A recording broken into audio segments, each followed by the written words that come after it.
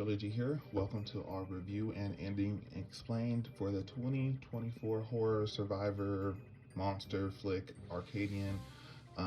This was directed by Benjamin Brewer, his debut. I'm not very familiar with him, but apparently he was a visual effects artist on Everything Everywhere All at Once, which I did like. And of course, this movie stars Nicolas Cage. I am a big Nick Cage fan.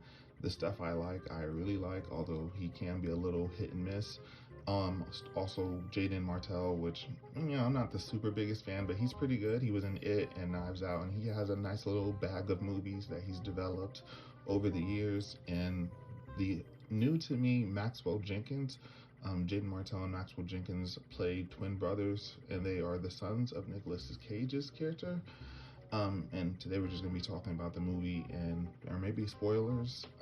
Arcadian is kind of this genre, not created by A Quiet Place, but recently revitalized by A Quiet Place, where it's humans and an apocalypse versus this unique monster. Like in Elevation, it was based off of The Heights. A Quiet Place, they heard really good. And in Arcadian, these monsters come out at night. So if you're during the daytime, you're kind of good. They're nothing like vampires, although they are kind of whatever the plot needs them to be. This movie isn't bad for a first time director. Like, there were a lot of things that I did like about this movie, but the main thing about this movie is the monsters, and they occasionally feel inconsistent. So you could argue that they're a metaphor for a lot of different things, but because the monsters kind of, they kind of have like an evolution throughout the movie, but apparently they've been here for years, and all of a sudden they just evolve like several layers or tiers above what they were overnight, it seems.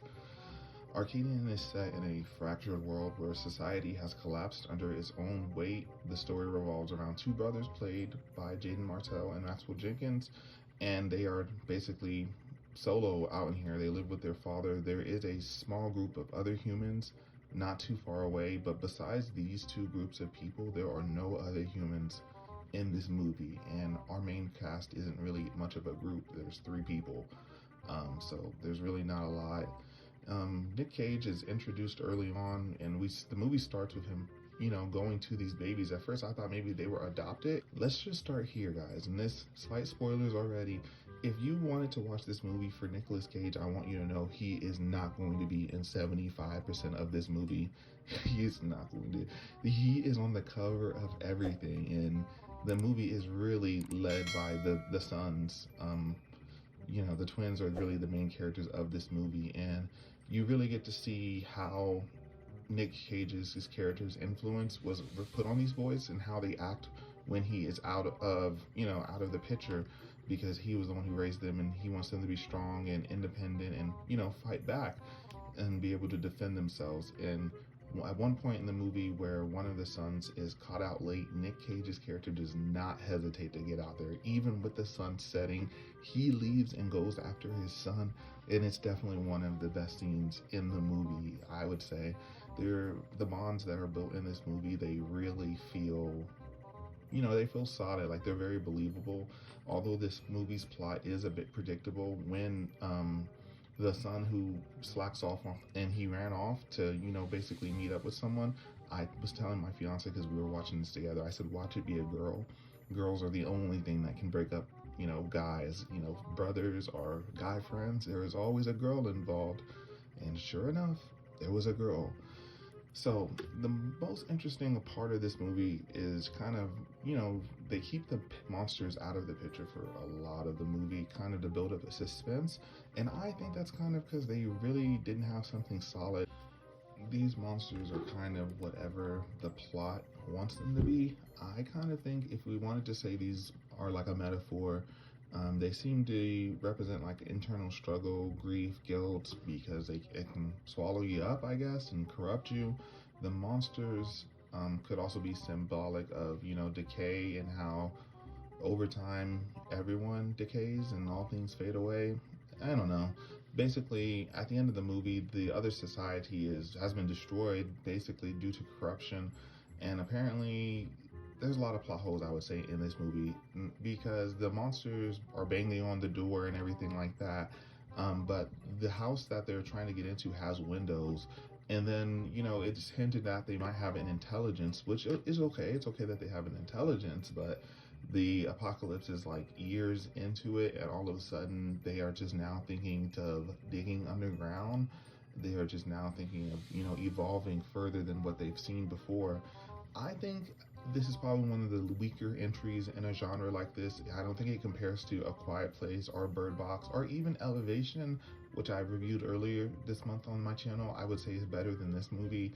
And although I really think it's good, I just think the plot holes are just too much, where the monsters are doing something different every time we see them, and they don't really have a solid grasp. And in a movie like this, where it is kind of a humanity versus monsters or humanity versus everyone else, I don't really think that they give us enough about these creatures. Although I do think when they turn into a giant whale and that whale's on fire is super cool. I think the chittery thing with their jaws is also very cool. I will say that the design of the monsters is good, but I don't know how I don't think the impact that they have on the story is what the directors or writers were going for. If they did decide to do a sequel, there could be a couple things they could, do kind of like A Quiet Place 2 and tell us a little bit more about the origins of these monsters. They could also, have the brothers, at the end of the movies, the brothers and the girl, they head off together, and it's kind of optimistic. They're out there, independent and defending themselves, kind of like Nicolas Cage's character wanted. And we can kind of see them interact with other humans, kind of like A Quiet Place Part 2. And yeah, so you can kind of take it two different ways. You can focus more on the monsters, or you can focus more on the brothers. I think they would have more success focusing more on the brothers and, have the monsters still be there. But I don't think that the monsters are strong enough to lead another film unless the new film is about the evolution and it kind of addresses the inconsistencies that were in the first film. It would kind of be a little bit of a plot correction, but I think doing this could set them up to, maybe get a trilogy out of this. In conclusion, with its themes of survival and family, Arcadian does leave room for some intriguing possibilities with a sequel. But I don't think we're gonna get one, and I honestly don't think this movie did good enough to deserve our attention for a second time. I'm gonna have to give this movie a 5 out of 10. And even though Nick Cage's character was very good in every scene that he was in, he just wasn't in enough, and I don't think the plot is stable enough to really make sense even when you turn your brain off to enjoy this. That's my review of Arcadian. If you guys want to see more content like this, more Indie Explained, please stick around, like, comment, and subscribe, and I'll see you guys in the next video.